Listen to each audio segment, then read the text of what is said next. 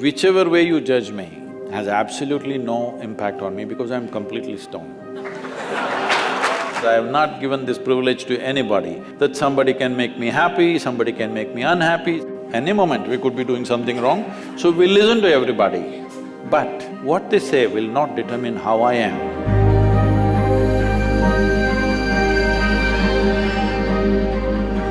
So Sadhguru, sometime back I happened to be in a situation where a friend of mine was drunk. So when she was in the drunk state, she was repeatedly saying that please don't judge me as I'm drinking, please don't judge me. It is… but she's lost her judgment, but she doesn't want you.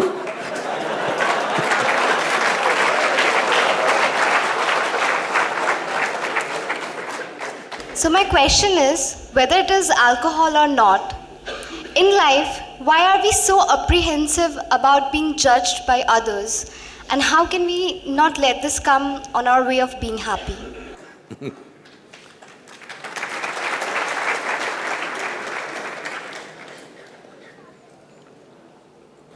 Look at me. See, I'm always stoned.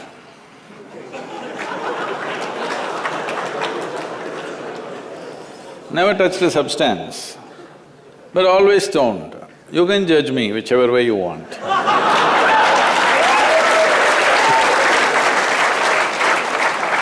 Because one thing is, I'm stoned in such a way that I have not lost my judgment at all. And at the same time, whichever way you judge me has absolutely no impact on me because I'm completely stoned.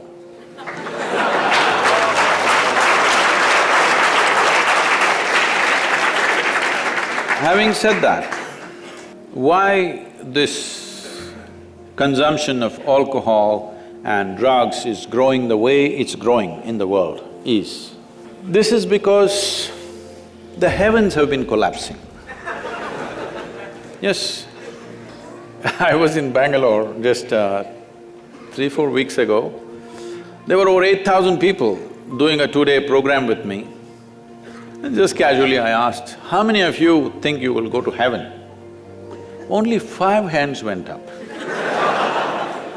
Then I asked, are you all the hell people?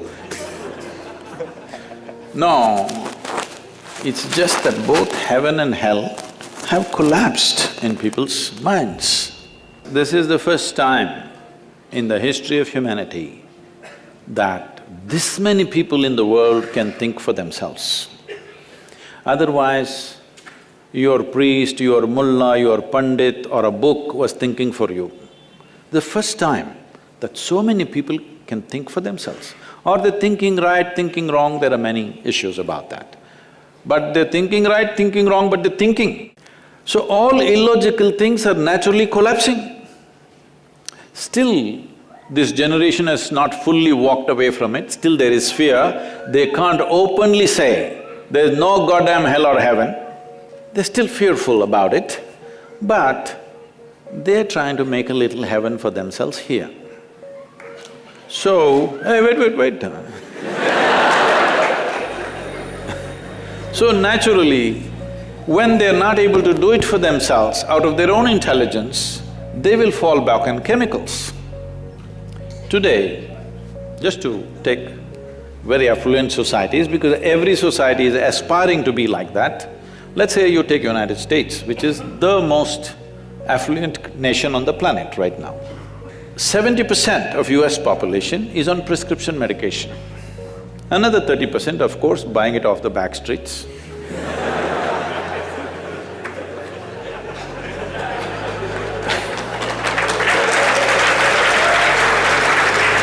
Most affluent nation, obviously affluence is not working. To be healthful, you need chemicals.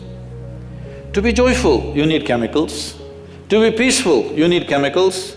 To be ecstatic, of course, that is ecstasy. So, I'm not even looking at it morally. It's never a moral issue for me. If 90% of this population right now is on chemicals, believe me, the next generation that we produce will be a generation which is much less than us. If we produce a next generation less than ourselves, we have committed a crime against humanity, because the next generation must be at least one step ahead of us, otherwise we've lost it. We've lost the entire process of civilization when we produce a next generation which is actually less than us. So, we are heading towards this rapidly.